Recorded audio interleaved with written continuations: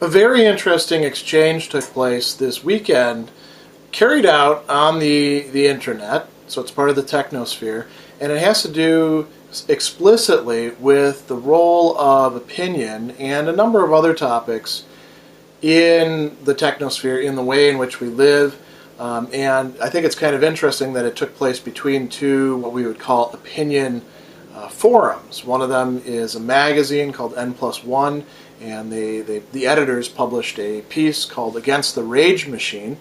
And then the Hannah Arendt Center, with their weekend newsletter called Amor Mundi, which I'm a reader of, published a piece which was called Why Must We Care? And Why Must We Care was a critical send-up and I think in some respects off-base set of attacks or criticisms, or however you want to put it, of the N+1 article.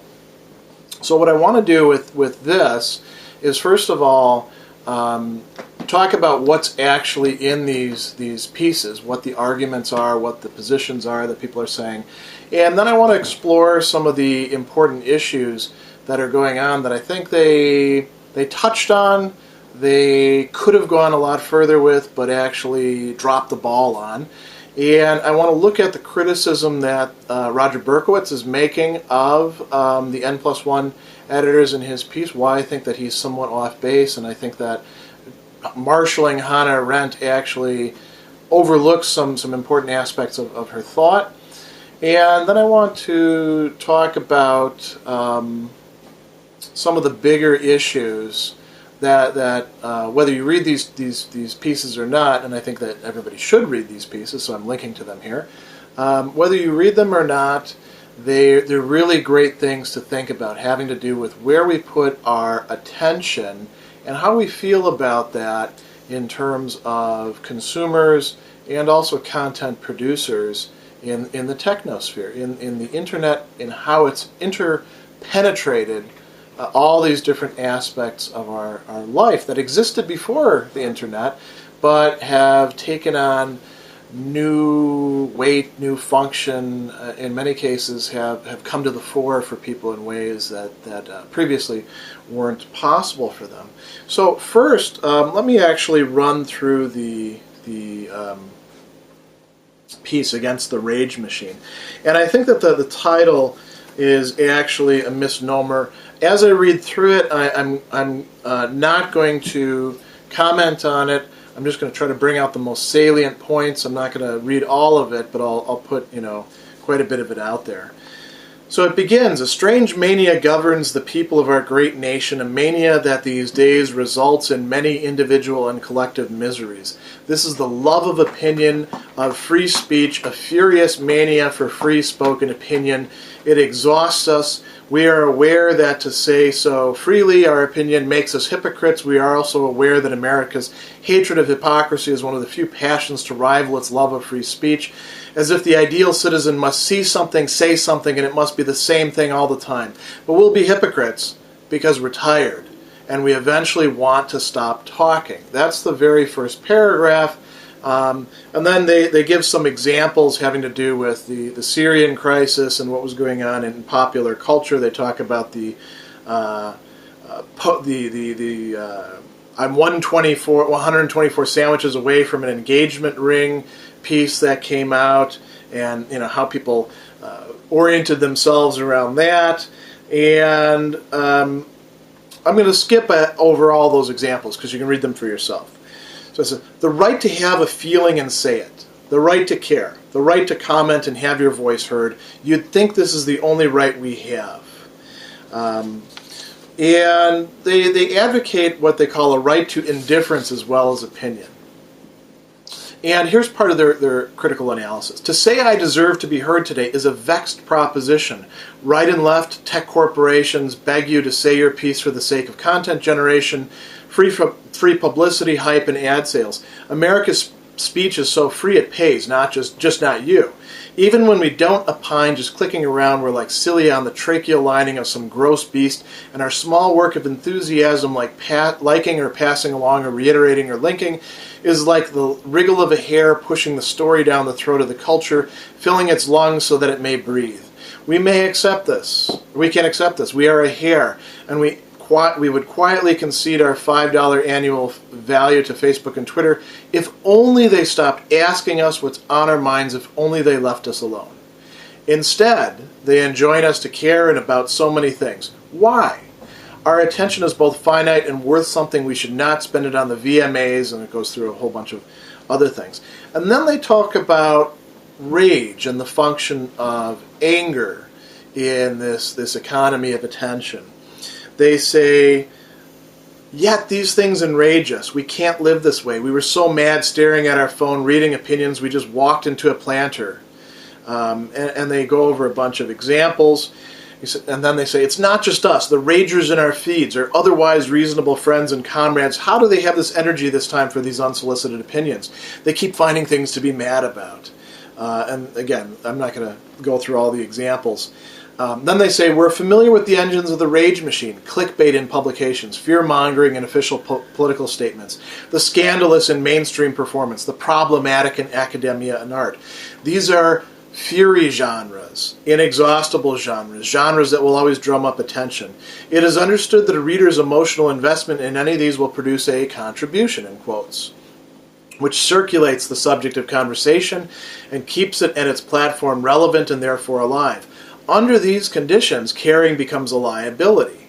We pity the suckers who fall for the rager of the week, those mad-for-a-day people who can't see how much of the latest outburst is news, in quotes, but not news.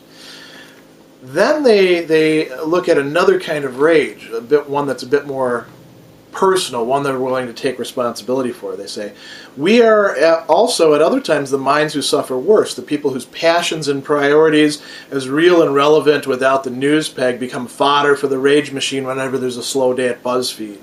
We've been caring about this stuff for years, we think. Where were the angry people then? And then reflectively they say, of course, this is the stupidest rage of all. It's embarrassing and regressive, like teenage possessiveness, as if our favorite group just got picked up by a major label. And then they go on and they talk about, they're actually getting away from the topic of rage here, and they're talking about something that they don't realize is actually more pervasive. Always pick sides. Team Aniston. The internet demands it, even if it's only half thoughts it wants. Thoughts like this, just this, or this is everything. This is not a sentence, nor is best thing ever, nor exclamation points. But worse than inchoate enthusiasm is the think piece at the other end of the spectrum, a form of recreational sophistry usually in the service of some bullshit.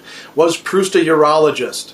Girls, not Bloomberg, evicted Zuccotti Park. Does breathing make you smarter? And you can, you just run through all these sort of listicles that people have, and you realize there's a ton of that sort of content out there. So here's their key point. We assert our right to not care about stuff, to not say anything, to opt out of debate over things that are silly and also things that are serious. Because why pretend to have a strong opinion when we do not? Why are we being asked to participate in some imaginary game of risk where we have to take a side? And they go down and say, we ought to be selective about who deserves our good faith. Some people duke it out to solve problems. Others pick fight for the spectacle, knowing we'll stick around to watch. In the meantime, they sell us refreshments as we loiter on the sideline waiting to see which troll will out-troll his troll. Then they go on and they talk about an example of a friend from Los Angeles that I'm going to skip over. And they have this paragraph that Roger Berkowitz from the Hannah Arendt Center is going to pick up on and say, here's where they're really showing their cards and going wrong. Truth is not an imperative, but something that must be discovered. Unlike liquid opinion, truth does not always circulate. It is that which you experience deeply and cannot forget. The right to care is the right to sit still, to not talk, to be subject to unclarity, and allow knowledge to come unbidden to you. To be in a constant state of rage, by contrast, is only the other side of piety and pseudoscience, the kind of belief that forms a quick chorus that cannot be disproved. So that is the set of ideas, somewhat loosely connected, as we're going to see, in the piece, the Rage Machine, in N+1. And the Hannah Arendt Amor Mundi blog, this Sunday this is one of the pieces that they had. Why must we care? It starts out, and there's a lot of excerpts from the N+1 article that I'm not going to read through. Is there such a thing as too much free speech? The editors at N+1 think so. They posted an editorial this week lamenting the overabundance of speaking that has swept over our nation like a plague. The N+1 editors feel besieged, and we can all sympathize with their predicament. Too many people are writing blogs, too many voices are tweeting, too many friends are pontificating about something on Facebook. Then there are the trolls. It's hard not to sympathize with our friends at N+1. Why do we have to listen to all these folks? Shouldn't all these folks just stop and read N+1 instead? And there it starts to get a little snarky, and there's discussions about the hypocritical that I'm going to skip over and just mention a bit later. Because they say beyond the hypocrisy, N+1 has a point. The internet has unleashed packs upon packs of angry, often rabid dogs. These haters attack anything and everything, including each other. Hate and rage are everywhere. They say, wouldn't it be nice if public discourse were civil and loving? I, too, would prefer a rational discussion about the boycott, diversity, and sanction movement. I would be thrilled if the Tea Party and Occupy Wall Street could join forces to fight political corruption and the over-bureaucratization of government that disempowers individuals. And, of course, I would love it if those who religiously attack Hannah Arendt for her opinion that Adolf Eichmann was the superficial and banal man responsible for unspeakable evils could find common cause with find her provocative, moving, and meaningful. And then he goes on, he says, of course it is exhausting dealing with those with whom we don't see eye to eye. And there's always the impulse to simply say, enough. I don't want to hear your opinions anymore. This is precisely what N+1 is saying. We don't care. Now here's where the fundamental criticism lies. Underlying N+1's ironic distance from the arena of opinions and discord is a basic anti-political fantasy that opinion is a waste of time if it is not destructive. Wouldn't it be better to skip the opinions and the battles and disagreements and just cut straight to the truth? Then he says, what N+1 embraces is truth over opinion and escapism over engagement with others. What they forget, however, is that there are two fundamentally opposed routes to truth. In one, the truth seeker turns away from the world of opinion. The world in which we live is a world of shadows and deceptions. Truth won't be found in the marketplace of ideas, but on the mountaintop in the blinding light of the sun. Like Plato's philosopher's king, we must climb out of the cave and ascend to the heights. Alone, turn to the heavens and the eternal truths that surf upon the sun rays. We open ourselves to the experience of truth. A second view of truth is more mundane. The truth seeker stays firmly planted in the world of opinion and deception. Truth is a battle, and it is fought with the weapons of words. Persuasion and rhetoric replace the light of the sun. The winner gains not insight, but power. Truth doesn't emerge from an experience. Truth is the settled sentiment of the most persuasive opinion. And then he grants that both of these are needed for different kinds of things. And the philosopher needs the on the mountaintop kind of truth, so do theologians. But politicians, like he says, cannot concern themselves with absolute truth. They must embrace the life of the citizen and the currency of opinion rather than the truths of the philosopher. In politics, no opinion is self-evident, as Arendt understood. In matters of opinion, he's quoting here, Arendt, but not in matters of philosophical truth. Our thinking is discursive, running, as it were, from place to place, from one part of the world to another, through all kinds of conflicting views, until it finally ascends from these particularities to some impartial generality. So then what he says is, what Arendt understands about political truths is that truths do indeed circulate in messy and often uncomfortable ways that the N+1 editorial board wishes to avoid. Political thought, Arendt argues, is representative. By that she means it must sample as many different viewpoints and opinions as possible. I form an opinion by considering a given issue from different viewpoints, by making present to my mind the standpoints of those who are absent, that is, I represent them. It is in hearing, imagining, and representing opposing and discordant views that one comes to test out his or her own views. It is not a matter of empathy, of feeling like someone else. It's rather an imaginative experiment in which I test my views against all comers. In this way, the enlarged mentality of imaginative thinking is the prerequisite for judgment. It goes on and it says, in the internet age, we are bombarded with such a diversity of angry and insulting and stupid and offensive viewpoints. It is only natural to alternate between the urge to respond violently and the urge to withdraw. Political thinking requires that we resist both the desire to fight opinions with violence and the desire to flee from opinions altogether. Instead, we need to learn to think in and with others whose opinions we often hate. We must find in the melee of divergent and offending opinions the joy that exists in the experience of human plurality. We don't need to love or agree with those we find offensive, but so long as they are talking instead of fighting, we should respect them and listen to them. Indeed, we should care about them and their beliefs. This is why the N+1 Manifesto for Not Caring is your weekend read. So, two very interesting pieces. One, a critique of the other one. A critique that is in many respects actually off base and contains some glaring, what do we want to call them? Inconsistencies, performative contradictions, oversights of its own. A little bit of its own rhetoric in the bad sense. One of the things that I'd like to point out right off the bat is there's some discussion in there about hypocrisy, and for me that's a blind alley or a red herring. It contributes nothing to the discussion, so I want to completely set it aside.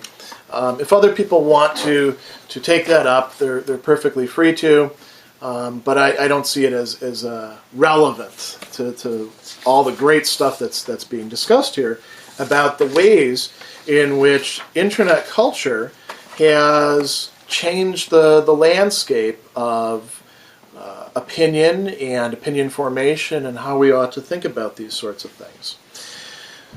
So, what's actually the guiding idea behind the N+1, if we want to call it a manifesto? Well, we're asking several different questions there. We might be saying, what's their programmatic response? What is their diagnosis of the situation? What is their analysis of the causes that lead to the symptoms of the situation?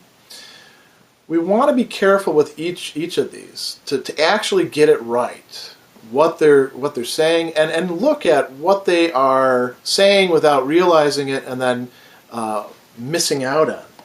So I think that one basic starting point that we can all agree on is both of these pieces are actually doing a great job in acknowledging just how messy and frustrating and demanding the life of anybody who aims to be sort of an engaged, not only consumer, but participant in discussions about things that matter on the internet, how difficult that can be, how demanding, how exhausting.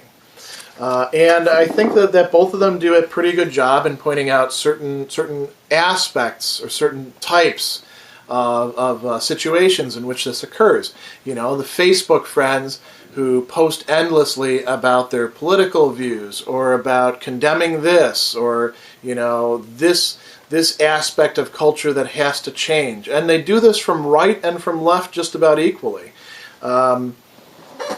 What goes on is they say things and then other people respond to them, and usually discussions on Facebook and on Google Plus and on LinkedIn even and on Twitter tend not to be very enlightening or enlightened in the sense that there's an actual exchange of viewpoints where people are really considering other people's views. Instead, what goes on is what they call siloing.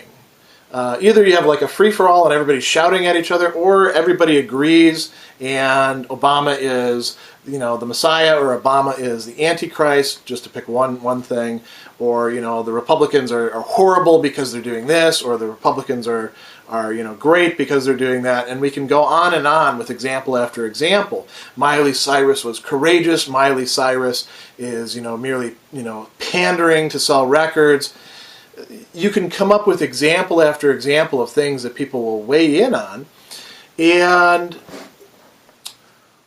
where the two pieces diverged with respect to that is that the N+1 piece is very much focused in its analysis in not just talking about the fact that this goes on and that we're bombarded by people saying things that are usually controversial, and when we examine them usually have a lot of holes in them and would require a lot of additional support to be even plausible. We're also being invited, or not even really invited, we're being pressured to ourselves engage in that sort of thing, and to do so in a way that is rather restrictive, banal, oversimplifying, something that gets away from what it means to be a engaged, complex, developing human being. We're being invited to become something like pure consumers who are at the same time also reproducers. And reproducers in not any sort of creative, poetic sense, but reproducers merely in a kind of generate the same product again, but with a couple different tweaks from a slightly different angle. That's what's missing in the Amor Mundi analysis of the N+1 discussion. Now, I think that the N+1 discussion is missing a few things, but I want to remain on this point and sort of draw out what exactly they're complaining about with respect to this particular aspect. So, let's go back to this line: the right to have a feeling and say it, the right to care, the right to comment and have your voice heard.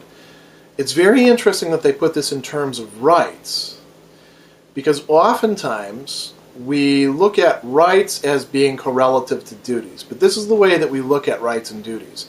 I have a right, therefore you have a corresponding duty. So if I have a right to property, you have a duty to respect my property and not, destroy it, not steal it, etc., right? If I have a right to life, you have a duty not to kill me and not to allow me to be killed through your own inaction.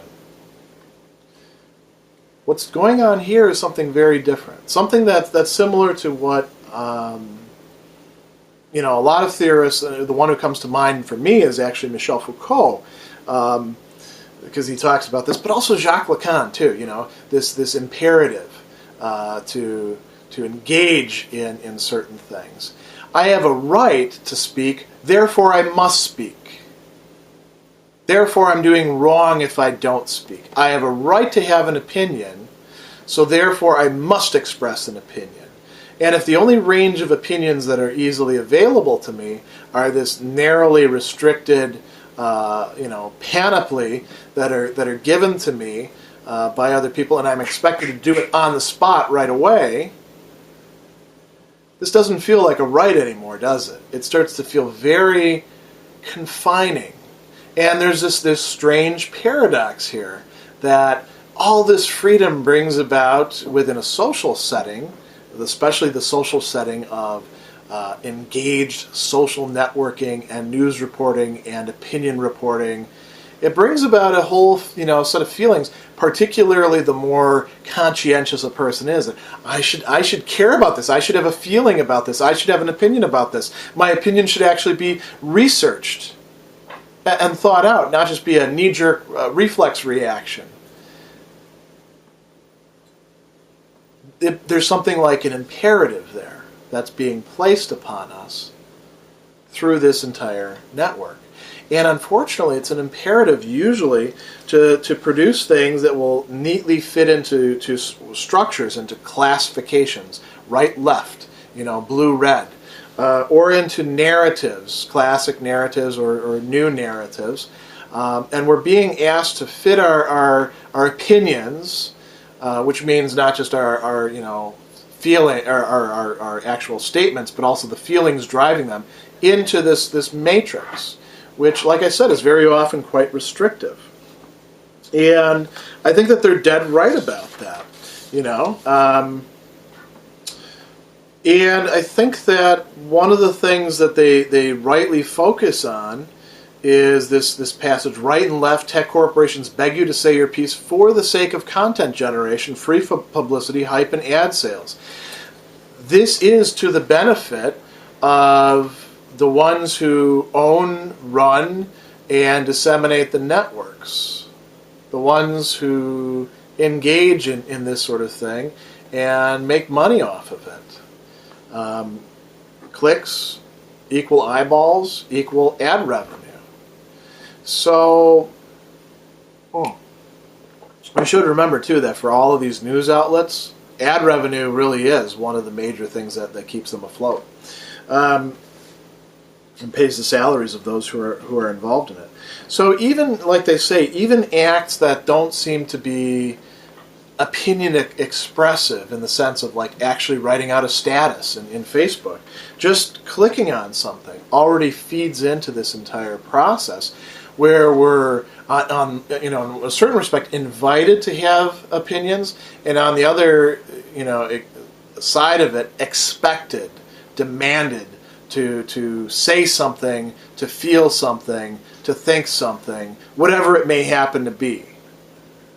You aren't allowed to not express yourself, even if there's a button that says, no opinion, or I don't want to say. That's even within a certain range. And I think that that's one of the central aspects of this entire piece, that the criticism by, Amor Mundi, saying that the editors at N+1 think there's too much free speech. They lamented the overabundance of speaking. It makes it sound as if the N+1 people are complaining that there's too many other people talking, when what they're really talking about is the fact that each one of us is called upon to be a participant in this, and that it doesn't do so in a way that would, in many cases, really allow us to properly form any sort of opinion that would be well-informed, that would be cogent. And the Hannah Arendt piece is going to talk about that aspect in terms of, well, if we want to make a good opinion for ourselves, we actually have to take in other people's views. But what they've forgotten from the very beginning is the complaint here was not just that there's too many people talking. It's that I'm expected to engage in this process of sort of putting my own views out there, and I'm supposed to do so in a very stereotyped way much of the time. So that's one key aspect of this that I think is important to think more about, this imperative to not only consume but to produce, and thereby to reproduce. A second key aspect of this entire discussion that I think gets left out a bit it gets underplayed a bit in the N+1 piece, even though it's really the most central point, and it's totally ignored in the Amor Mundi piece, is the issue of time and attention. They're saying that, here it is, our attention is both finite and worth something. We should not spend it, and then they give some examples of unworthy things that we should devote them to. Later on they talk about we ought to be selective about who deserves our good faith.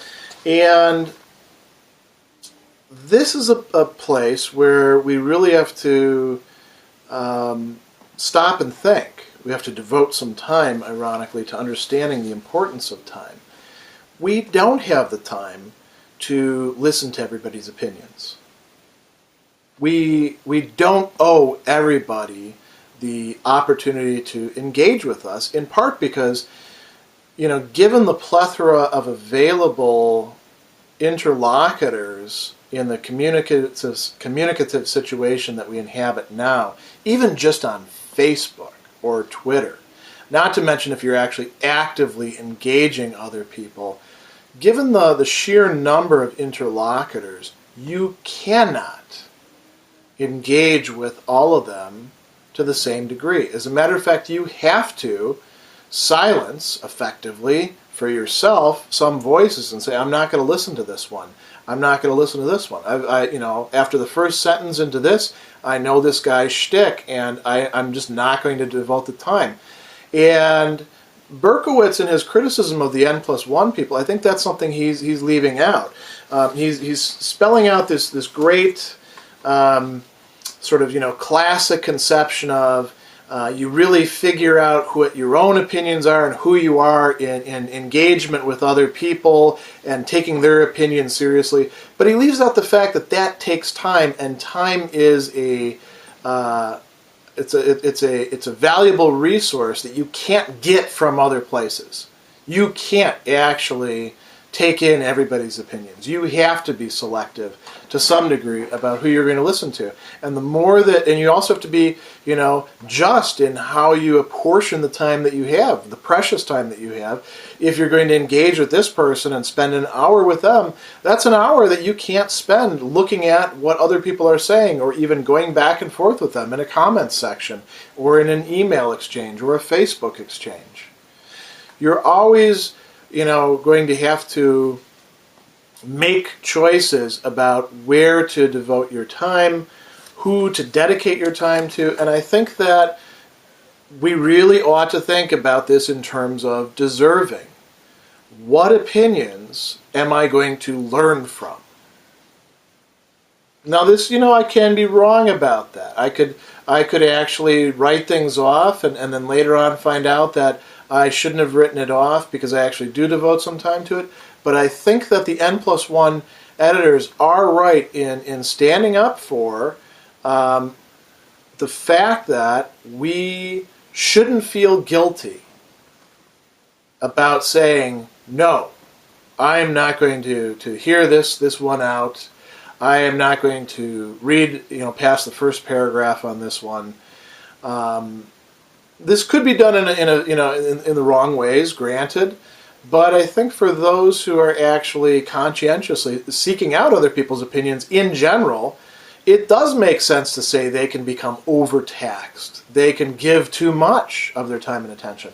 And I think that when we're asked to give our own views on things over and over and over again, maybe we actually ought to think of who does deserve to hear from me.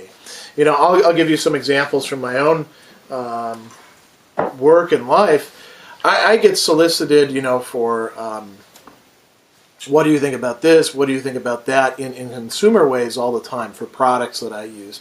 I don't give them any information because, in my view, if they want information from me, they can actually, first of all, pay me for it, and they're not usually offering to pay me anything. And second, they can ask me in a more personal way.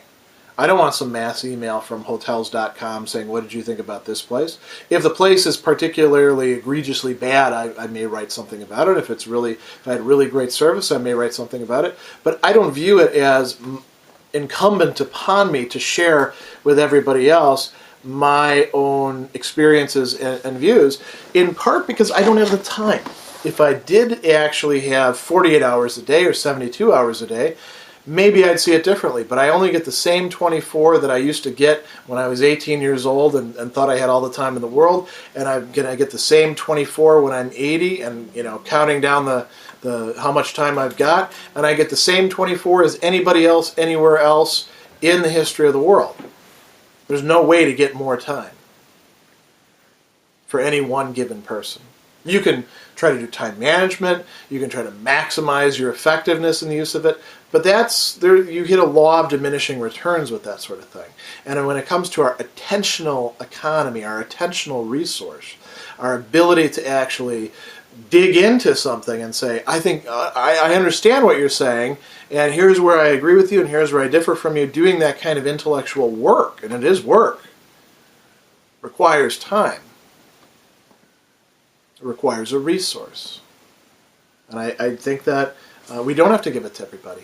I don't respond to every single Facebook, or not Facebook, but YouTube comment that I get these days. I still respond to most of them, but I'm selective about which ones I will engage with more and which ones I will engage with less. There are some comments that are boneheaded and actually don't really deserve a response. People who ask about, whether I have videos on this topic or that topic and have never, done the few clicks that it would take to actually look at the playlists, Do you have any videos about existentialism? Well, yeah, of course I do. I've got, a whole playlist about it, and all it would take you is a couple of clicks and you'd be able to answer that. I don't feel that I actually am on call to answer every single question. I have to choose which ones I'm going to give more attention to and which ones I'm going to say, I'm not going to engage with that one. People want to have arguments and debates. I don't spend a lot of time on a lot of arguments and debates because if I can tell that it's not going to be productive, I need to spend my time doing other things, like, for example, shooting videos, like reading things and thinking about them, like choosing which things I'm going to, ruminate upon and talk about. So I think that the N+1 people actually are onto something that's being missed in the Amor Mundi thing. I would actually go so far to turn the accusation of living out a kind of fantasy onto Berkowitz and say he's living out this eminently political fantasy about this opportunity for endless speech with others, because portraying the process of forming one's own opinions as if one possessed almost inexhaustible leisure to engage with this and engage with this and engage with this, which is what he seems to lapse into towards the end. That to me seems to be a kind of fantasy which is on the same level as the fantasy about truth that he's accusing the N+1 editors of lapsing into. A third thing that I'd like to talk about is the fact that this really is not about rage, or not only about rage. That's what the N+1 people focused in on, and they put it in their title, the rage machine. Berkowitz is actually onto the right thing by asking the question, why should we care? Because rage or anger is only one of the modalities in which we're being invited to care about things. I would say that another whole set are there and being discussed in the N+1 article, and among those they include the drive of curiosity. And to roll all of these into rage is actually to oversimplify a bit and to muddy the analysis of things. So I mean, there's some great discussions about the factor of rage, and I like this one in particular where they cop to saying, we're like these kids who are possessive, as if our favorite group just got picked up by a major label. I was mad about this before. Who the hell are you people to not get mad about it?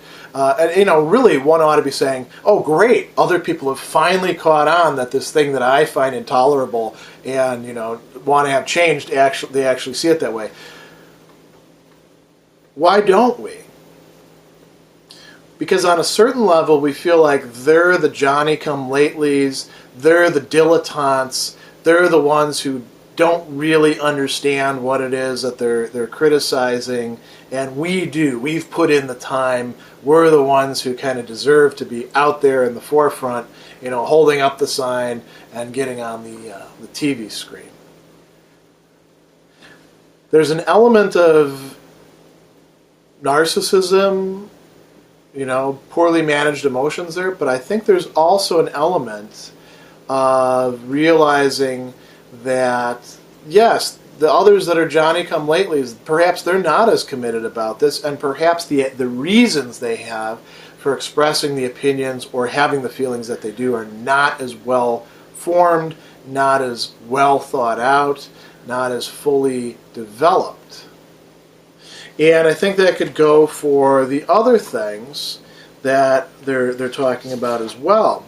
You know, there's this passage where they say, always pick sides, you know, and then they talk about this, the word this, is not a sentence, nor is best thing ever.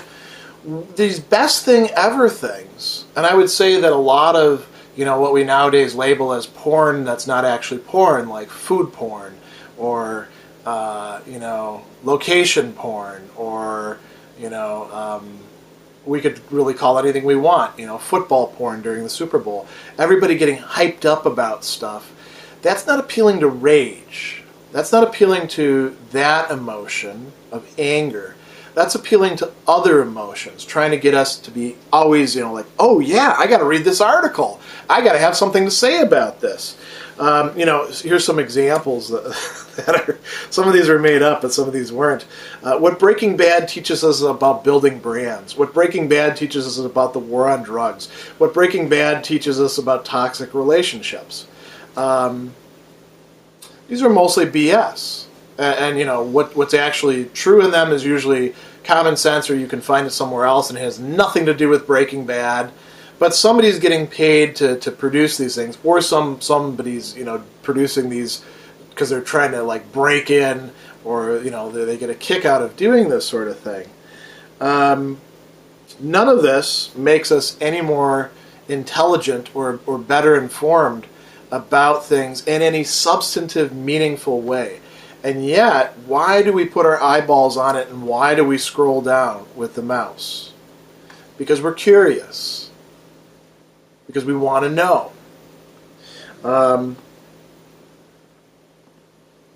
You know, like he says in here, the editor, he says, it makes you appreciate the listicle's honest hypo-ambition. It's the true slacker of internet forums. So when they say we assert our right to not care about stuff, to not say anything, to opt out of debate over things that are silly and also things that are serious, it's not just to opt out of debate over things that people are angry about. It's about things that people are hyped about. Things that people are, you know, saying, you got to see this. You got to see this video. You got to, you know, read this list. It's going to change your life. A lot of the motivational speaker, self-help, you know, transform your business, transform your life sort of article genre would fit in there as well. I don't think that you're actually under an obligation to read that stuff or even to pay any attention to it at all.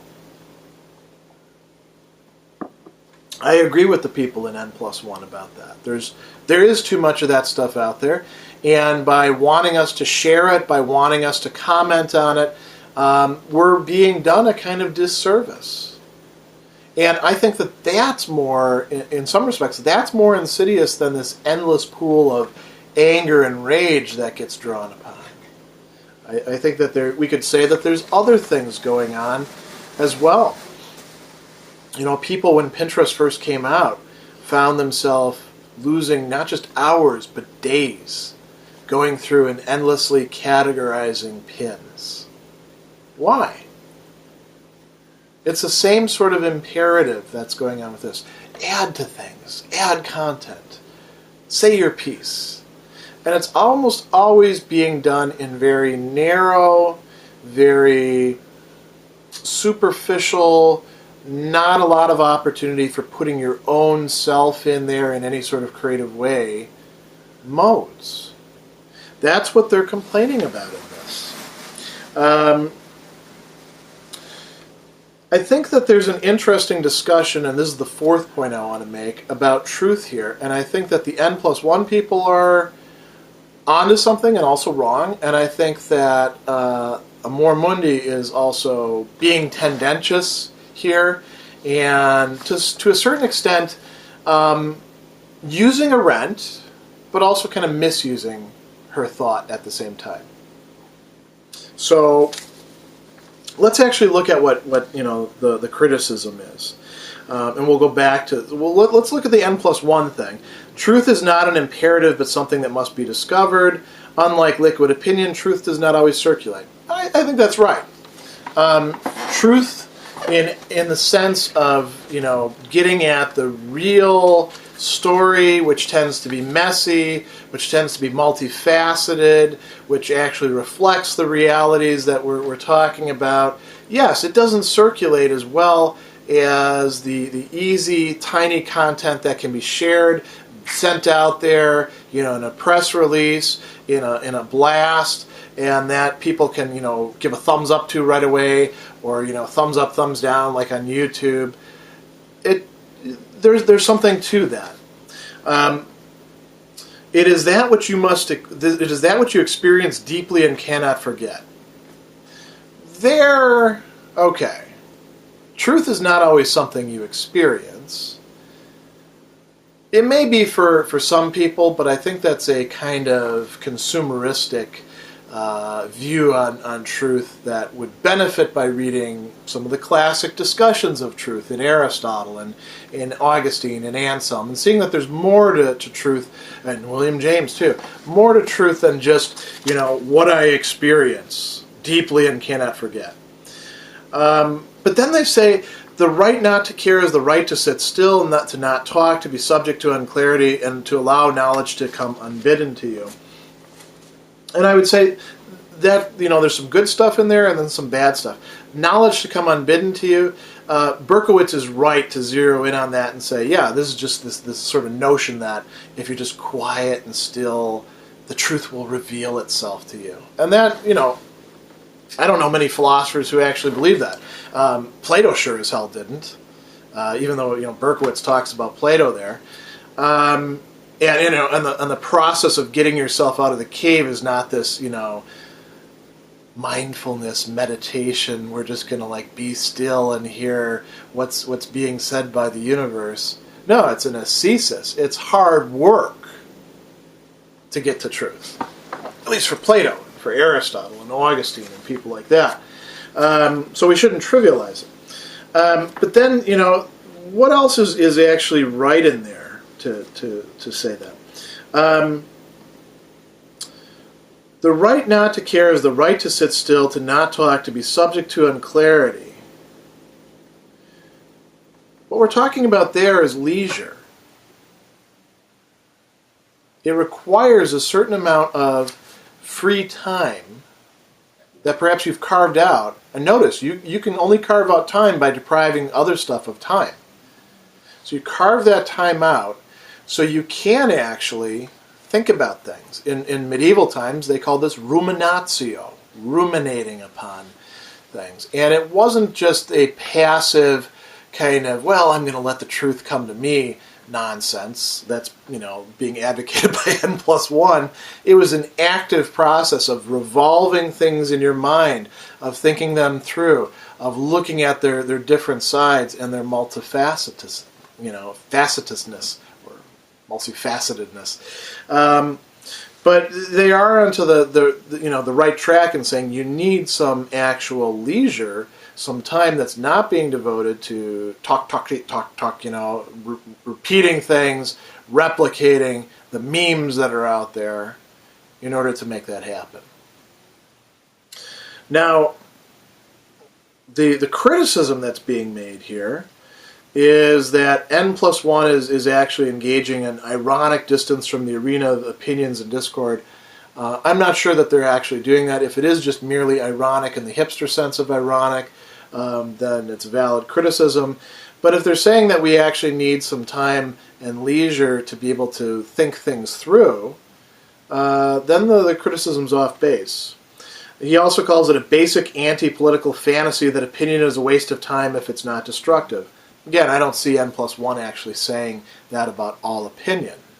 Wouldn't it be better just to skip the opinions and the battles and disagreements and just cut straight to the truth? And then he produces N+1's discussion about truth, which falls into that, but I don't think is really representative of their position. Then he goes on, he says, what N+1 embraces is truth over opinion and escapism against engagement with others. And what they're forgetting is that there's two fundamentally opposed routes to truth. In one, the truth seeker is turning away from the world of opinion, and the example that's used here is, Plato's philosopher king who climbs out of the cave in Ascent of the Heights. One of the things that's totally left out of that, he doesn't climb out of the cave. He's actually dragged out of the cave by other people who've been up there. It takes him a long time to adjust. But, let's go along with this total caricature of Plato for the time being and see what's being said. The notion is you got to get away from everybody else, and then the truth will impress itself on you. That's more Thoreau than Plato, but A-okay. Second view of truth, the truth seeker stays firmly planted in the world of opinion and deception. Truth is a battle and is fought with the weapons of words. Persuasion and rhetoric replace the light of the sun. The winner gains not insight but power. Truth doesn't emerge from experience. Truth is the settled sentiment of the most persuasive opinion. Well, yes and no. Oftentimes the settled sentiment of the most persuasive opinion doesn't get power. And we know that's the case. There's oftentimes many different, settled sentiments of the most persuasive, but not the one that actually has the guns, or the economic power, or, other forms of cultural power. So that's kind of a fantasy right there that's being expressed. The truth keeper stays firmly planted in the world. Truth is a battle and is fought with the weapons of words. Well, what we call not just persuasion and rhetoric, but also dialectic, isn't it? And who engaged in dialectic? Socrates, Plato, Aristotle, Augustine. These guys weren't just retiring up to the mountainside and, waiting for the truth to come to them. They were actually taking in everybody else's opinions, at least some of them, and seeing whether they actually merited being thought about. And so I think that there's, it's one thing to accuse the N+1 writers of engaging in kind of an escapist fantasy. I think this is also an escapist fantasy too, because it's clearly a total, misrepresentation of the way most people actually, including philosophers, view truth. And he's harnessing Arendt here, and this famous discussion of Arendt that's distinguishing between philosophical approach to truth and politics. And he says, what Arendt understands about political truths is that truths do indeed circulate in a messy and often uncomfortable way that the N+1 editorial board wishes to avoid. I think that they're saying what's important. Let's get away from the word truth, because they did step in it by coming up with this discussion of truth that was kind of off base and left them subject to that critique. But let's say what's actually important, what's actually worth engaging with, does indeed circulate in messy and often uncomfortable ways, but that doesn't mean that we need to allow every messy and uncomfortable way equal space, or we're doing the wrong thing. We're depriving ourselves. It goes on, political thought is representative. By this means it must sample as many different viewpoints and opinions as possible. I form an opinion by considering a given issue from different viewpoints, by making present to my mind the standpoints of those who are absent, that is, I represent them. That, by the way, is what we call dialectic. That's classical dialectic. And what the N+1 people are criticizing, in part, is what's going on in the internet, in the technosphere, that's affected our discourse, so that it's actually not sampling as many different viewpoints and opinions as possible. When you're being asked to, click A or B or C, and these are all sort of like written out ahead of time, that's not a question. That's not a case of sampling as many diverse opinions and viewpoints as possible. And you're not actually just sampling them. You actually want to think through them. You want to see. You want to sift them. You want to see whether there's anything there. You don't actually have to look at everything to know that there's no wheat there. It's all just chaff. And that's not incumbent upon you. This sampling itself, I think, is subject to corruption, to degeneration, and that's what happens in a lot of this, are you on this side or this side? That's what the N+1 people are talking about. Berkowitz is off base in how he's using Arendt here to criticize them. He's criticizing he's criticizing a straw man, effectively. He's right in his criticism, but that's not what the N+1 people are actually saying. And what he's overlooking is that in order to actually be able to sample as many different viewpoints and opinions as possible, then to form an opinion by considering a given issue from different viewpoints, you need leisure, and you also need a certain developed capacity of judgment that we call phronesis in ancient philosophy. You know, practical wisdom, something else that Arendt spent a lot of time thinking about and talking about. That's not something you can take for granted in everybody. That's not something that you can take for granted in every interlocutor. That's something that has to be cultivated. And the process of cultivation is ongoing, really never finished for any of us. But that's something that would be required in order to tell, is this bullshit? Is this stuff that I don't actually need to watch or think about? Or is this actually something that's worth engaging with? You need some degree of phronesis to be able to do that. Not everybody has it. I would say if there's anything that's incumbent upon a person, it's incumbent to develop phronesis, to develop, the capacity to make good judgments about these sorts of things. That's an important constituent of this very process of dialectically gathering and sifting other people's opinions. And if you don't have that, then you're just sort of sampling in a superficial, consumeristic way a whole bunch of people's thoughts about stuff. You may as well just be listening to songs on iTunes and seeing whether you like the way the sounds, the way the song sounds, and whether it sort of appeals to you emotionally, rather than actually, thinking about what you want to integrate to become part of your own perspective. So I think that's a very important thing to think about when we're talking about these views of truth. I think that the view of truth that's being articulated by the N+1 people is unfortunate and to some degree mistaken. I think that the view of truth that's being critically articulated by Berkowitz in response to and as critique of the N+1 thing is also to some degree untrue, misguided. It's an untrue view on truth itself.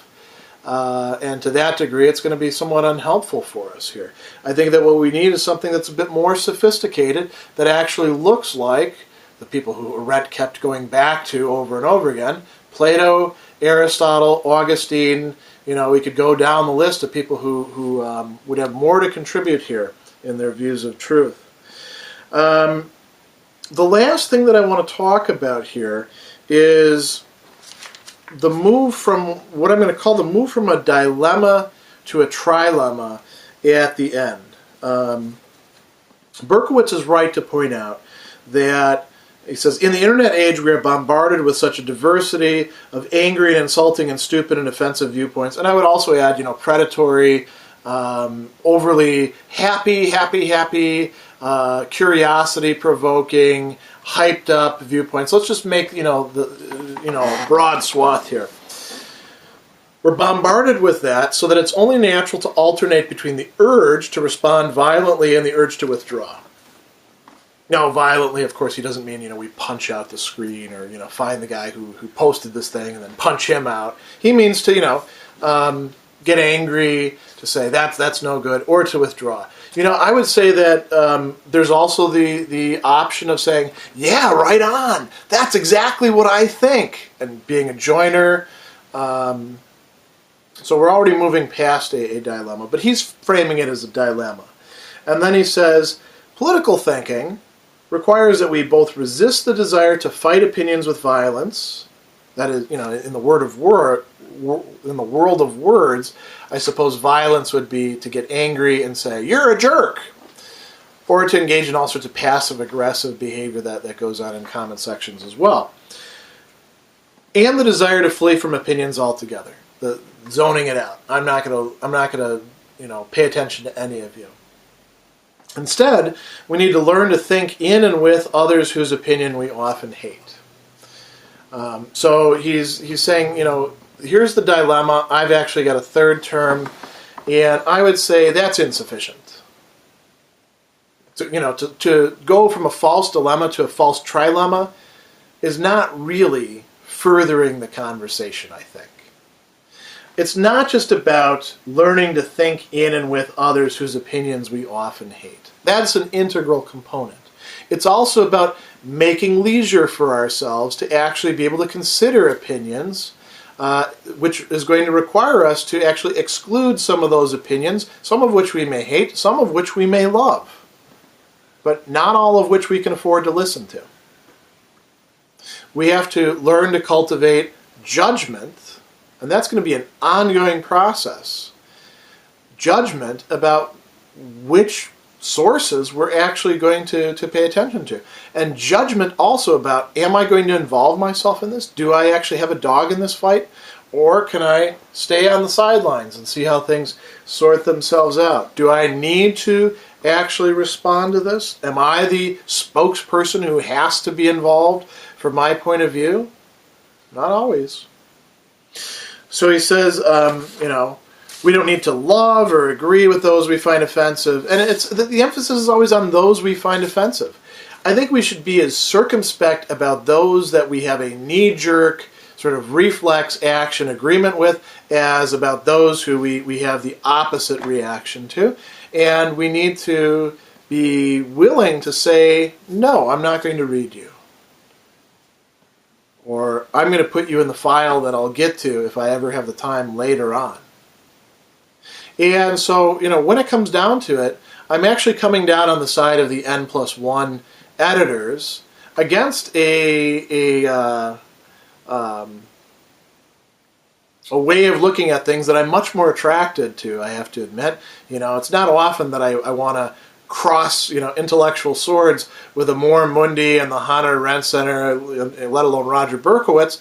But I think that he's actually wrong on this, and that the N+1 editors, despite where they're actually, off on some things, like their understanding of truth, and they're attributing this primarily to rage, I think that they've actually got the better take on these things. What I'd like to see is sort of fusing these together, where it's not just like taking in other people's views, but attention to the time that we have, the need for leisure, the need to cultivate phronesis. This is some pretty abstract stuff, but I think that this is very important in terms of reflections on what I've been calling the technosphere.